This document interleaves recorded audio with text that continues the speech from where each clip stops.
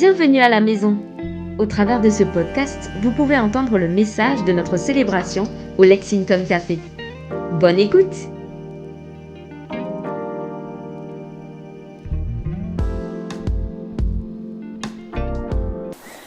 Donc être transformé, c'est pas du développement personnel, même si c'est pas mal, le développement personnel. On a tous besoin à un moment donné de petites phrases choc, coach, comment aller mieux dans sa vie. Mais c'est pas du développement personnel. Ou est-ce que ce serait comment être transformé en 10 points, donc par nos efforts. Ça pourrait être les 7 points pour devenir semblable à Christ. Voilà, et après vous les suivez, et puis une fois que vous l'avez fait, c'est bon, jackpot, vous êtes prêts pour aller au ciel. Ça pourrait être les 4 clés pour avoir une vie sainte. En fait, apparemment, quand on fait des articles sur Internet, il faut mettre un chiffre. Comme ça, les gens, ils ont plus envie de lire. Si vous ne savez pas ça, maintenant, vous serez vigilant. En fait, un titre avec un chiffre, c'est fait exprès pour que vous le lisiez plus que si... Parce que si on vous disait, voilà, quelques clés pour avoir une vie sainte, vous diriez, bon, ben voilà. Mais en fait, le fait de mettre 4 clés, ça vous donne un truc, il y a une espèce de truc de performance qui s'active là. Oh ouais, je vais apprendre plein de trucs. Et en fait, ça nous fait rentrer. Donc, je ne sais pas si vous saviez ça, mais en tout cas, c'est de la manipulation qu'on peut tous utiliser un jour, il n'y a pas de souci. Avec les 4 clés pour aller les corps. Voilà. Les 4 clés, ouais. Enfin, pour du temps de Jésus, avant qu'il arrive, c'était plutôt les 10 lois pour avoir une vie sainte, donc les 10 commandements, qui s'étaient transformés au fur et à mesure en les 3650 lois pour avoir une vie sainte. Pour être honnête, encore aujourd'hui, les juifs, surtout les juifs orthodoxes, ils ont je ne sais pas combien de lois.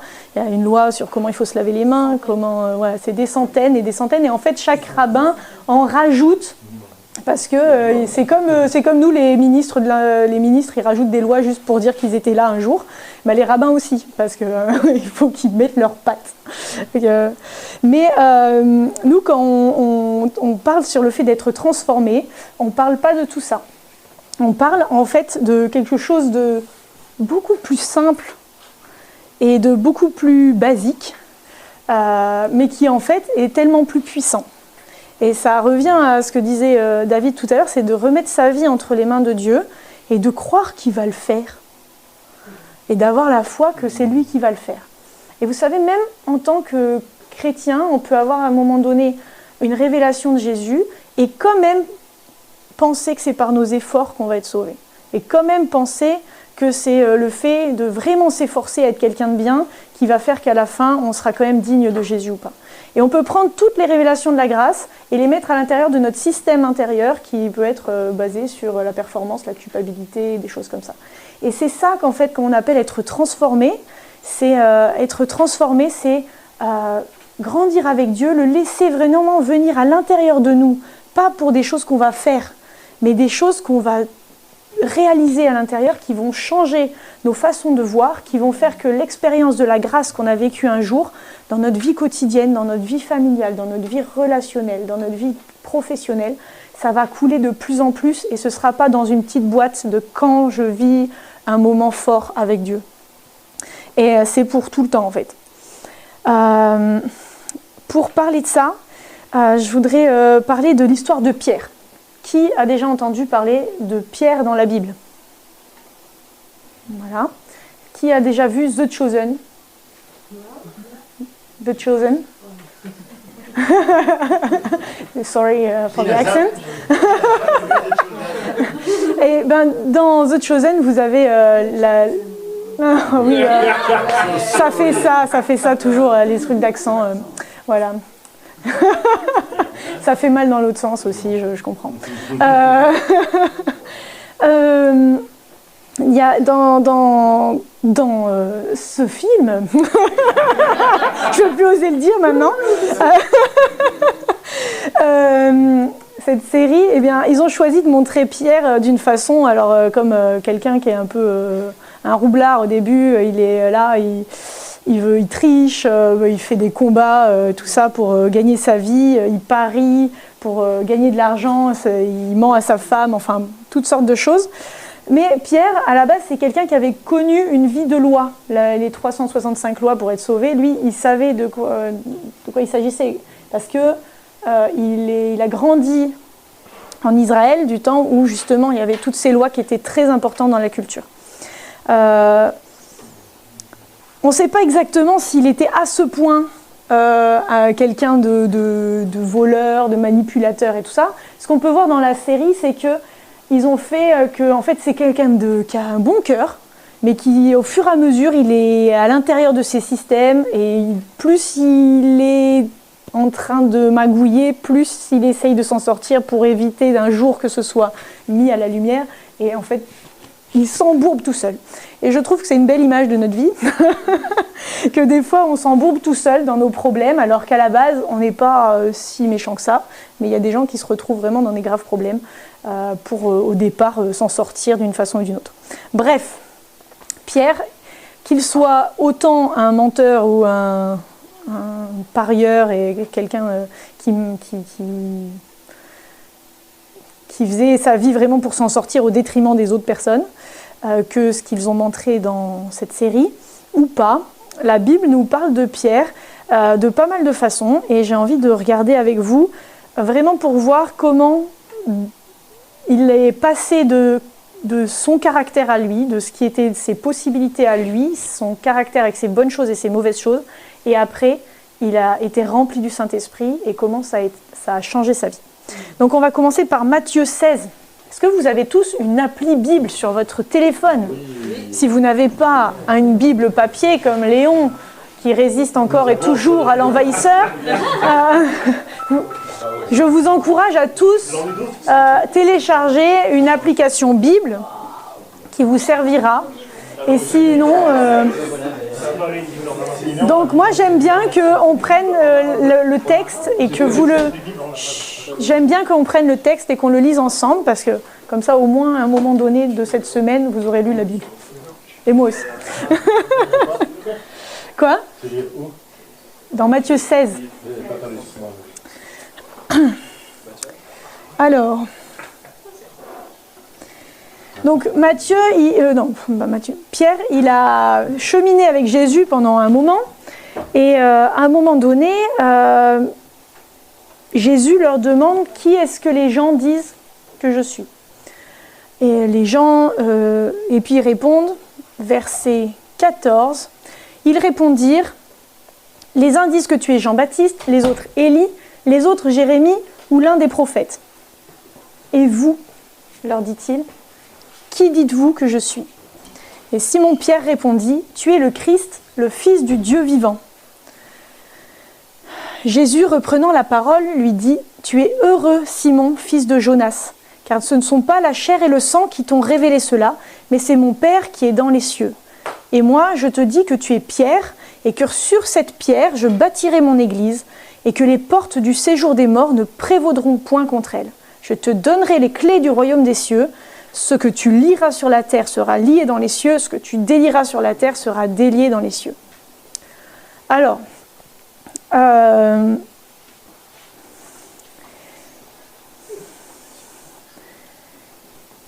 les uns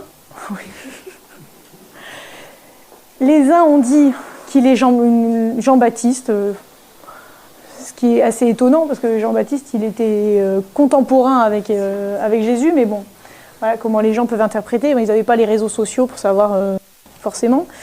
Donc, bref, les gens savaient que c'était un prophète, Jésus. Les gens savaient que c'était un rabbi, un maître qui parlait de la part de Dieu, qui connaissait les Écritures et qui avait avec lui une troupe de disciples. Mais ça se faisait, ça, dans le temps. Ce n'est pas une nouveauté qu'il y ait un rabbi qui se promène avec des disciples et qui enseigne. Ça se faisait beaucoup.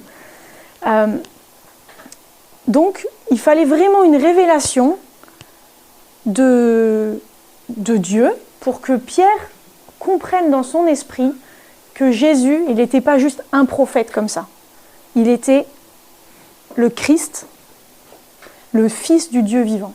Et ça, c'est la révélation incroyable que nous propose la foi en Jésus, le christianisme, de croire que Jésus, c'est le Christ, le Fils du Dieu vivant. Le Christ, ça veut dire le Messie, ça veut dire le Sauveur. Donc pour l'époque, dans leur tête, ça voulait dire qu'il allait les libérer des Romains, etc., etc. Donc après, il y avait tout ce que eux, ils mettaient comme pensée derrière ça. Mais la révélation, c'était « Tu es le Christ, le Fils du Dieu vivant ». Pour un juif, de penser que Dieu a un fils, c'est quelque chose d'extraordinaire. C'est quelque chose vraiment, une révélation profonde.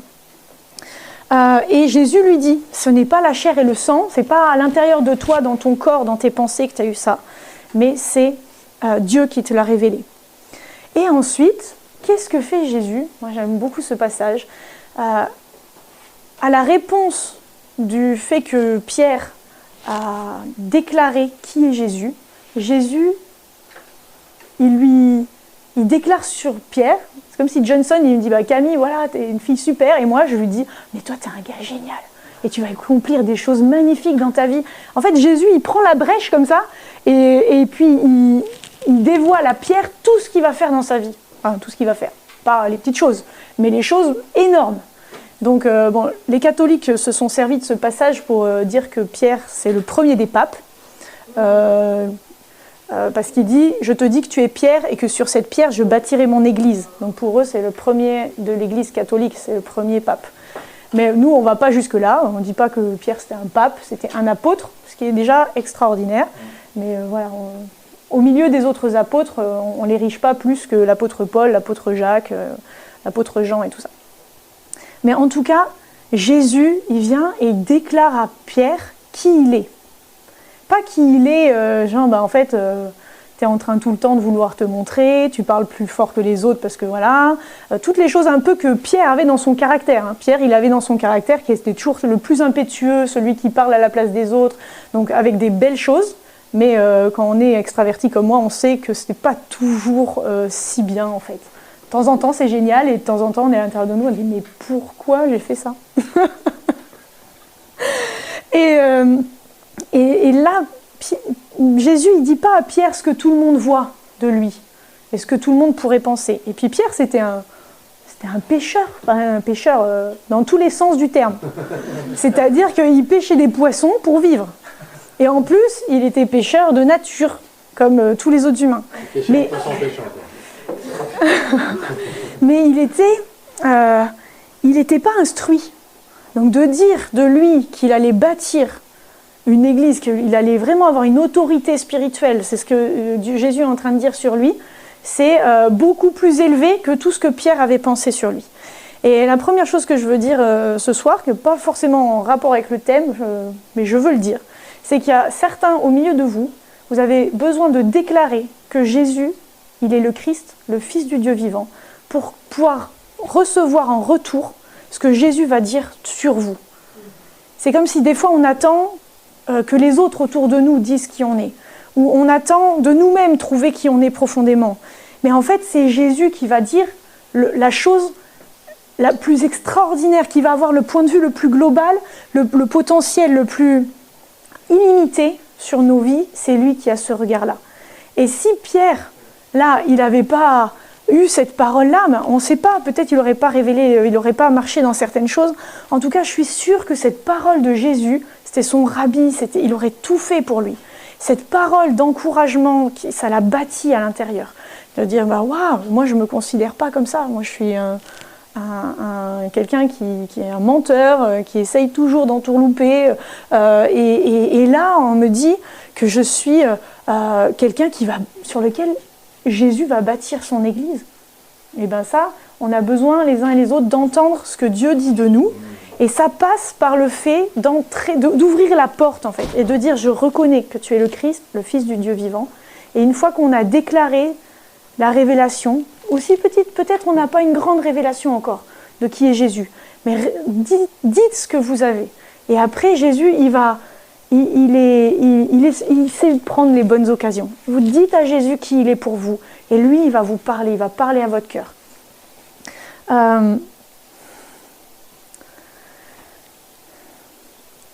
L'autre chose que je voudrais dire, c'est que Pierre, juste après, alors il a eu une super révélation de Jésus là maintenant, mais juste après, donc 3 versets après, 21,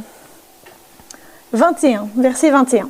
Dès lors, Jésus commença à faire connaître à ses disciples qu'il fallait qu'il alla à Jérusalem, qu'il souffrit beaucoup de la part des anciens, des principaux sacrificateurs et des scribes, qu'il fut mis à mort et qu'il ressuscita le 3e jour.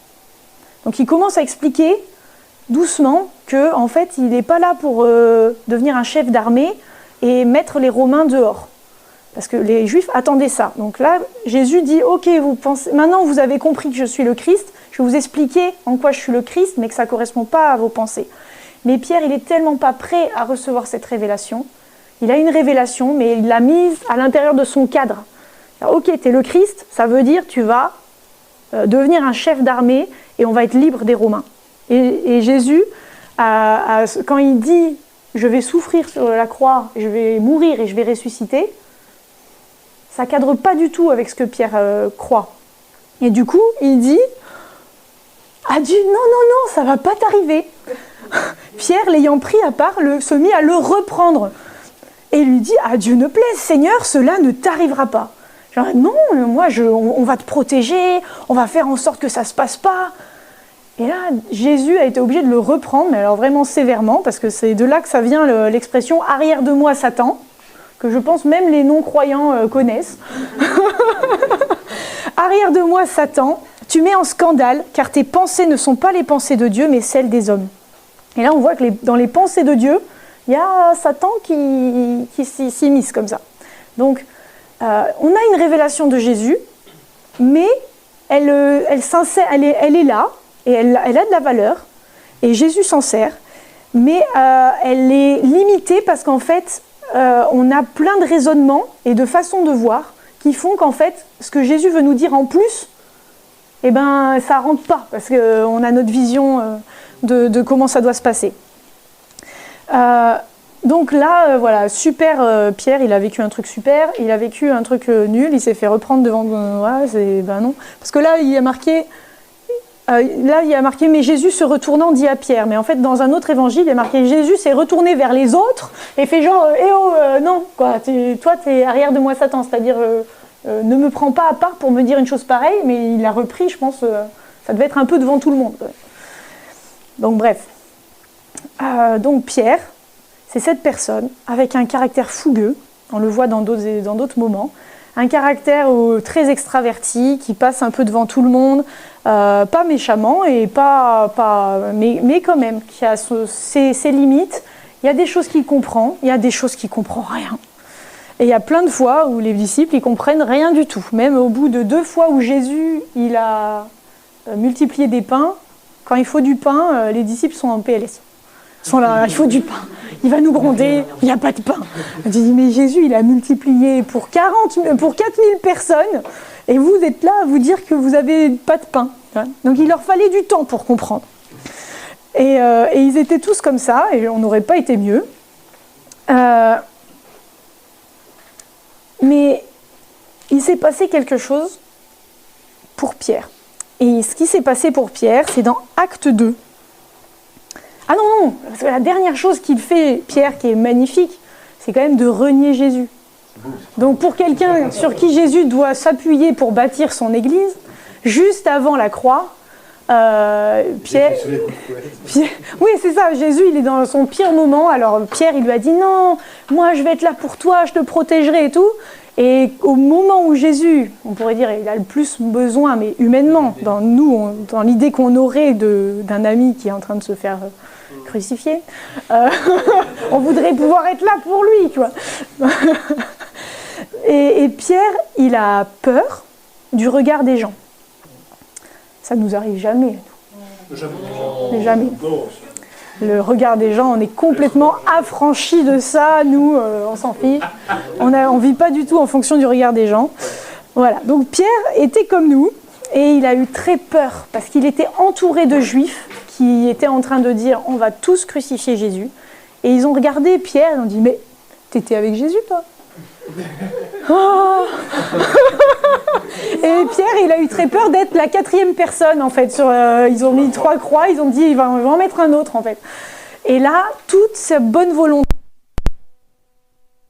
et aussi même tout son amour pour Jésus, et ben, c'est parti dans la crainte, dans une peur légitime quand même, on doit dire. mais quand même qui mettait en fait comme si tout ce qu'il avait dit avant c'était que des paroles. Et après ça, Pierre il a eu très honte et il avait beaucoup de mal à sentir l'amour de Jésus. Et donc ça, bon, c'est encore une autre histoire. Mais Jésus l'a aimé après être ressuscité. Il est allé le voir personnellement pour lui dire « Pierre, est-ce que tu m'aimes ?» Et Pierre, il a pu dire « Oui, tu sais que je t'aime. » Et Jésus, il a insisté jusqu'à ce que ça pénètre, en fait, que oui, il y avait une différence, mais quand même, il était là pour lui. Alors, qu'est-ce qui s'est passé ensuite pour Pierre ? Eh bien, on va aller dans Acte 2. Je l'ai marqué. Acte 2. Je ne sais pas si vous vous souvenez, mais là, il y a quelques mois, quand on a fait un thème sur l'Église, et Aude, elle a parlé d'Acte 2 comme étant le moment, en fait, où il y a eu en fait la première Église. Et elle s'est servie de ce moment-là pour parler de comment, avec l'effusion du Saint-Esprit, ça a été la première Église. Et moi, je voudrais reparler de ça, pas pour radoter, mais pour le voir d'une autre façon, plus personnelle. Autant ça fonde l'Église, et c'est la puissance du Saint-Esprit qui fonde l'Église, mais aussi c'est la puissance du Saint-Esprit qui nous transforme. Donc dans Acte 2, je ne vais pas tout lire parce que c'est long, mais le jour de la Pentecôte, ils étaient tous ensemble dans un même lieu, je vais le raconter, ce sera mieux, et tout à coup, il y a eu dans le ciel et dans la pièce, un vent impétueux, ça a rempli, il y avait du vent, il y avait comme du tonnerre, et il y a eu des langues de feu, comme des... À l'époque, ils ont dit des langues de feu. Moi, je dirais peut-être que c'était comme des faisceaux. Aujourd'hui, dans la science-fiction, on dirait, voilà, c'est un faisceau de lumière. Je sais pas, on ne sait pas trop exactement à quoi ça ressemblait. Des langues de feu surnaturelles, en tout cas, qui sont descendues sur les uns et les autres.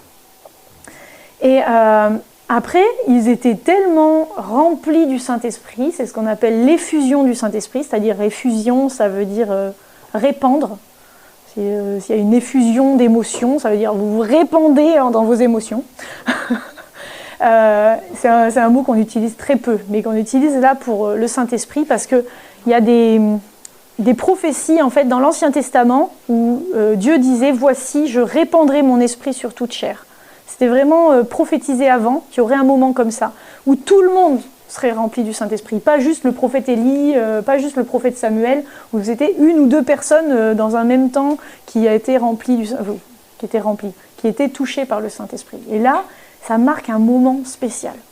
Le moment où, en fait, Jésus étant remonté au ciel, il a été rempli, Dieu l'a rempli lui-même du Saint-Esprit, et lui, il l'a envoyé sur tous les croyants. Et après, il y a un truc incroyable qui se passe, c'est qu'ils parlent tous dans des langues qu'ils ne connaissent pas eux-mêmes, parce que je ne pense pas que Pierre connaissait le mésopotamien, voilà, parce qu'il y a des gens de Mésopotamie, de Judée, de Cappadoce, c'était des gens sans instruction. Il y en a certains qui avaient de l'instruction, mais il y en avait d'autres non. Et donc eux-mêmes, ils ne comprenaient pas les langues dans lesquelles ils parlaient, et ils commencent à parler ces langues. Donc il fallait que ce soit quand même un joyeux bazar, quoi. Parce que si tout à coup Johnson commence à me parler dans une langue que je ne connais pas, je ne vais pas le laisser faire. À un moment donné, je vais dire mais je ne comprends rien en fait. Donc ça veut dire qu'il y avait, je sais pas, une espèce de bizarreté dans l'ambiance. À cause du fait que quand le Saint-Esprit est venu, ça remplit quelque chose, ça fait quelque chose que personne ne comprend. Et donc ils ont commencé à parler toutes ces langues, et des gens qui étaient là, dehors, ils étaient dans une chambre, dans une pièce, et ils ont commencé à sortir, et les gens les ont entendus parler comme ça. Ils ont dit, ils sont ivres. L'expression, c'est ils sont pleins de vin doux, genre du vin bien sucré là, qui te tape là. Donc j'imagine qu'ils ne devaient pas juste parler dans des langues étonnantes, parce qu'ils auraient dit juste ils sont très instruits, mais ils devaient tituber, balbutier, avoir des gestes étonnants, quoi. Donc de temps en temps, dans la présence du Seigneur, il peut se passer des choses comme ça. On peut rire, on peut tituber. C'est pas tous les matins au petit-déj, mais ça peut se passer.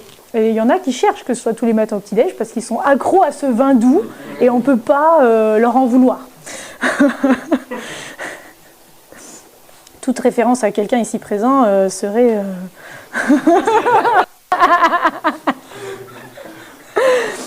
Et là, ce qui se passe, c'est que Pierre, qui était dans la honte, mais qui avait renié Jésus et qui avait eu très peur et qui ne voulait pas parler de sa foi devant tout le monde parce qu'il avait peur d'être crucifié, d'être tué à son tour, et bien en fait, par la puissance du Saint-Esprit, il a pu devenir la personne que Jésus avait dit qu'il était. Quand il a dit « Jésus, voici sur toi, je vais bâtir mon église », Pierre, il a dû dire « il n'y a rien qui va depuis qu'il m'a dit ça. J'ai fait que des boulettes. Il n'y a rien qui va, je ne pourrai jamais être le premier disciple de Jésus, celui qui a montré qu'il l'aimait, celui qui, s'il va se passer un truc, on va avoir confiance en moi. » Voilà, il avait sûrement, ça avait démoli sa confiance en lui, l'idée qu'il avait de lui-même, ras des pâquerettes. Mais la puissance du Saint-Esprit qui est venue, ça a rempli Pierre. Et il a été le premier à donner un message qui a prêché l'Évangile. Là, il a donné un message qui est trop long parce que ça reprend tout. Il y a l'Ancien Testament, parce qu'il parlait à des Juifs aussi, donc il était en train de dire, voilà, le prophète Joël avait dit ça. Et donc, il explique. Acte 3. Déjà, oui, acte 2, hein, c'est déjà acte 2. Et à la fin, les gens ont eu le cœur très touché. Et ceux qui acceptèrent sa parole furent baptisés. En ce jour-là, le nombre des disciples augmenta d'environ 3000 âmes. Donc ils étaient peut-être une petite... Je ne sais pas combien ils étaient. Moins de 100, ça c'est sûr. Ils étaient moins de 100. Ils étaient peut-être 30. Et ils sont devenus 3000. Comme ça, en une prédication. Donc nous, on n'en est pas là. Hein. Donc Pierre, quand même, il a montré là, il a marché dans les œuvres que Jésus avait, ça s'appelle prophétiser. Jésus avait dit à Pierre qui il est vraiment, dans le fond du fond de son esprit, là où Dieu a écrit quelque chose qui dit « voilà comment tu es ». Et Jésus, il a une parole pour chacun d'entre nous, ici, de dire « voilà, je t'ai créé pour amener ça de moi sur la terre. Je t'ai créé pour faire briller ça. Je t'ai créé pour te donner telle influence. » Et croyez-moi, c'est vraiment une joie de rentrer à l'intérieur des œuvres que Dieu a prévues pour nous. Moi, je peux dire que j'ai laissé Dieu travailler ma vie pour devenir qui je suis aujourd'hui. Je l'ai laissé me parler et j'ai travaillé. Le seul truc difficile, c'est d'apprendre à le croire, en fait. Parce qu'en fait, il dit des choses sur nous qui, sur le coup, nous semblent impossibles parce que ça touche toutes nos limitations. La première fois que je suis venue à Toulouse, première fois que quelqu'un a prié pour moi, il dit « Oh, je vois que Dieu veut vraiment t'élargir. » Je dis « Ah, ben d'accord, ouais, je vais être élargie dans ma pensée, je vais être élargie dans ma compréhension. » Et puis j'ai fait 3 mois de formation ici, et puis on repartait chez nous à Nice. Et puis je dis « Bah voilà, j'ai passé 3 mois à être bien élargie là. » Dernière prière de quelqu'un pour moi pendant ces 3 mois avant que je rentre à Nice. « Oh là là, je crois que Dieu il veut vraiment t'élargir là. » Bah non, c'est bon quoi maintenant, j'ai compris quoi. J'ai compris que je pensais trop étriqué. Je pensais tout petit. Je pensais qui je suis aujourd'hui. C'était pareil, mais je pensais une zone d'influence minus. Genre moi, si j'étais une maman chez moi et que j'influençais mes 3 voisins, et puis de temps en temps, j'allais voir quelqu'un qui était malade et tout ça, bah ça m'allait très bien en fait. J'avais une pensée de moi qui était petite. Je ne pensais pas du tout qu'un jour je pourrais être pasteur que je suis aujourd'hui et parler à une 30aine de personnes, mais aussi à 200 personnes ou à plus. Et j'avais aucune idée de pouvoir être la personne que je suis aujourd'hui. Moi, je pensais que juste aller ramener un gâteau à quelqu'un qui est malade, c'était une bonne façon d'aimer la personne. Et c'est une bonne façon d'aimer la personne. Je le fais encore. Mais j'avais aucune idée qu'à l'intérieur de moi, ce que Dieu avait mis, ça pouvait vous toucher. Ça pouvait être bon pour vous. Ça pouvait influencer cette ville de Toulouse. Déjà, je vivais dans un patelin à côté de Nice où j'aimais bien avoir des poules, moi. Enfin, je n'étais pas dans une vision citadine, là, d'une vie hyper remplie et tout ça. Et j'ai eu besoin d'être beaucoup transformée par Dieu dans ma vision de moi-même. Et c'est pas dur dans le sens, si, c'est un peu dur parce que ce qu'on pense de nous, c'est notre sécurité. Quelque part, je pense que je ne suis pas faite pour influencer beaucoup de monde. À la fois, je trouve ça un peu nul parce que c'est vrai qu'il y a des gens qui ont une influence sur plus de gens et puis je pourrais aimer être ce genre de personne. Mais en fait, je suis en sécurité à l'intérieur de ma petitesse. et pour plein de choses comme ça. Et du coup, c'est abandonner ses sécurités. Et comme disait David, c'est quelque chose d'un peu violent de dire à Dieu, je te donne ma vie, je te donne mon cœur, je te fais confiance. Parce qu'à l'intérieur de nous, vous savez qu'on n'aime pas le changement en fait. Il y a des études qui montrent que pourquoi en fait ça prend du temps de changer une société, ça prend du temps. Parce qu'en fait, à l'intérieur de nous, on préfère ne pas changer et rester dans un truc nul que de mettre une violence pour sortir vraiment de ce cadre nul. Et du coup, en fait, ce qui est bien avec le Saint-Esprit, c'est que c'est lui qui le fait. C'est lui le côté violent. Parce qu'en fait, quand il vient nous toucher, il y a ce côté un peu ivre qui fait que, alors c'est pas grave. C'est pas grave parce que c'est lui qui le fait. Ce côté-là un peu fort qui nous sort de nos zones de confort, c'est lui qui le fait.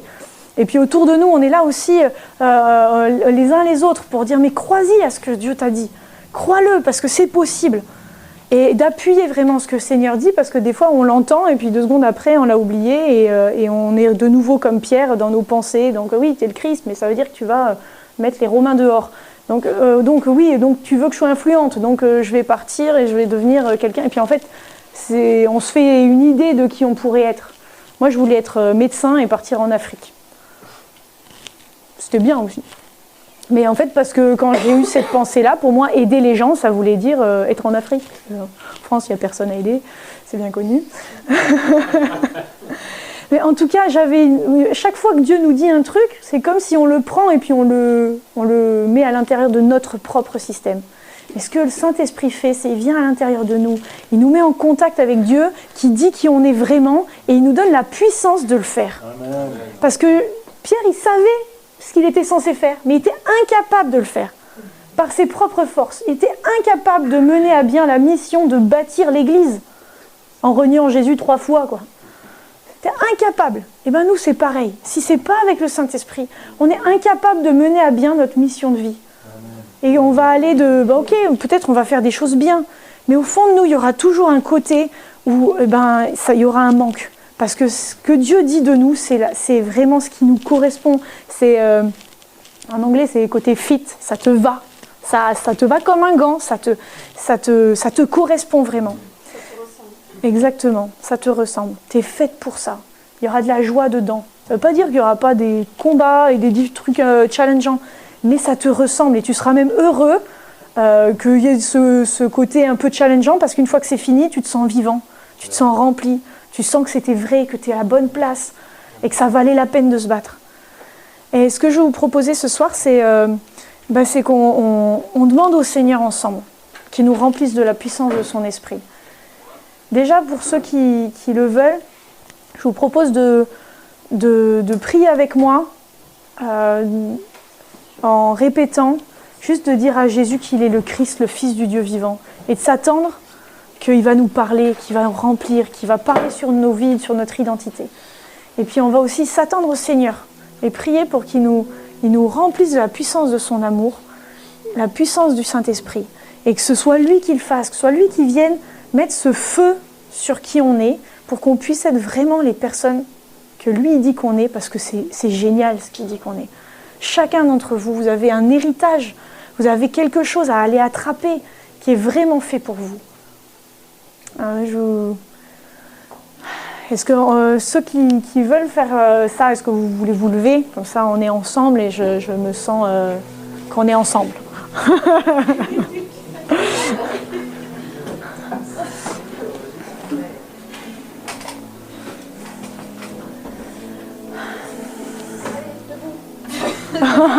Mais elle a pas... Ah, j'adore. T'es géniale, Cléna. C'est bientôt, un jour, tu seras là.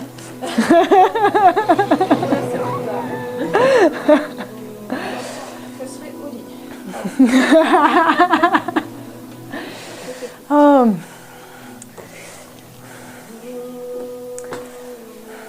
On va commencer par vraiment confesser que Jésus est le Christ, le Fils du Dieu vivant. Mais il le sait. Oui, ça c'est vrai, Cléna. C'est très pertinent. En fait, quand ça sort de nous, C'est vraiment un acte de témoignage qui permet que ça fasse une percée. Le témoignage, c'est quelque chose d'important. En fait, c'est pas pour Dieu, c'est aussi par rapport aux choses spirituelles qui sont autour de nous, qui ont besoin d'entendre de notre part, que vraiment on y croit. Alors Jésus, merci parce que tu es le Christ, le Fils du Dieu vivant.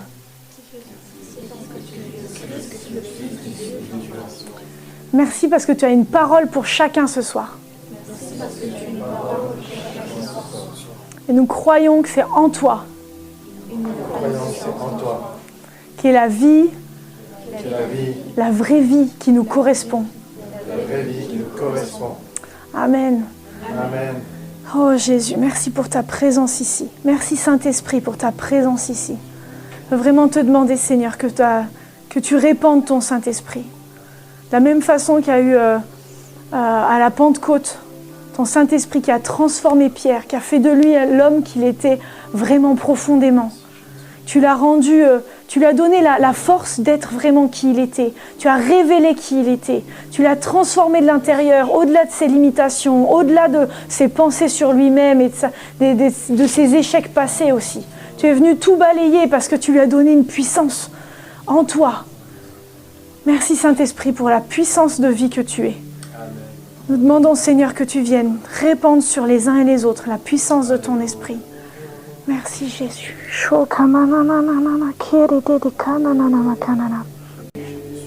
Un des signes de la puissance du Saint-Esprit qui a été répandu, c'est le parler en langue. Et certains, vous êtes déjà baptisés du Saint-Esprit dans le sens qu'il vit vraiment en vous, vous avez de la révélation, vous avez de la compréhension des choses de Dieu, puis vous n'avez pas à se parler en langue. Et je vous encourage à ouvrir la bouche et à faire confiance. C'est vrai que ça passe au-delà de notre raison. Et en France, on est beaucoup sur la raison, ça nous bloque beaucoup. Mais il faut croire simplement comme des enfants et faire et être juste dans sa présence. Alors ouvrons nos bouches et parlons en langue et lui il va faire ce qu'il veut. Et Seigneur, merci parce que tu vas te révéler aux uns et aux autres. Merci pour ta puissance de vie qui est révélée au milieu de nous. Merci Jésus pour les destinées qui sont déverrouillées ce soir parce que tu parles à plusieurs sur leur destinée. Tu parles sur eux, tu dis c'est moi qui vais le faire. C'est moi qui vais le faire. Si tu me laisses ta vie, c'est moi qui vais le faire. C'est moi qui vais te délivrer de tout ce contre quoi tu te bats. Toutes les limitations, les choses qui te semblent tes faiblesses, ton caractère, tes efforts, mais aussi tous les traumas que tu as vécus, les choses difficiles. C'est le Seigneur qui va faire. Il va faire avec toi, il va te guérir et il va t'amener plus loin. Ah, merci Saint-Esprit pour ta puissance de vie. Merci Saint-Esprit pour ta puissance de vie. C'est toi qui nous transformes. C'est toi qui nous transformes. C'est toi qui nous transformes. S'il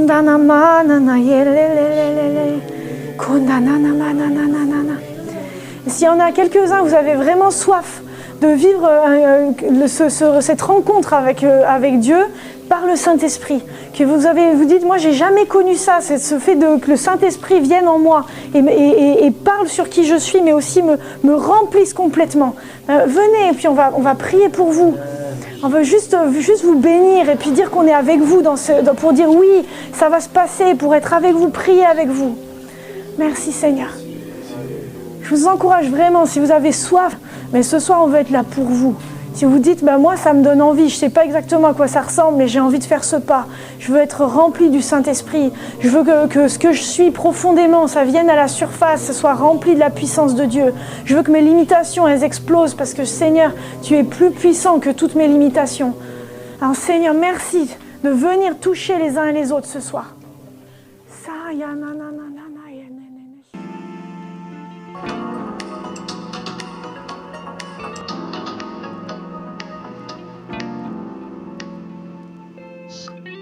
Merci de nous avoir écoutés. Nous espérons que vous avez été bénis et nous prions que vous puissiez vous nourrir de la parole et de la présence de Dieu chez vous. Si vous souhaitez participer à l'une de nos activités ou rentrer en contact avec nous, n'hésitez pas à nous contacter via les réseaux sociaux ou sur égliselamaison.fr.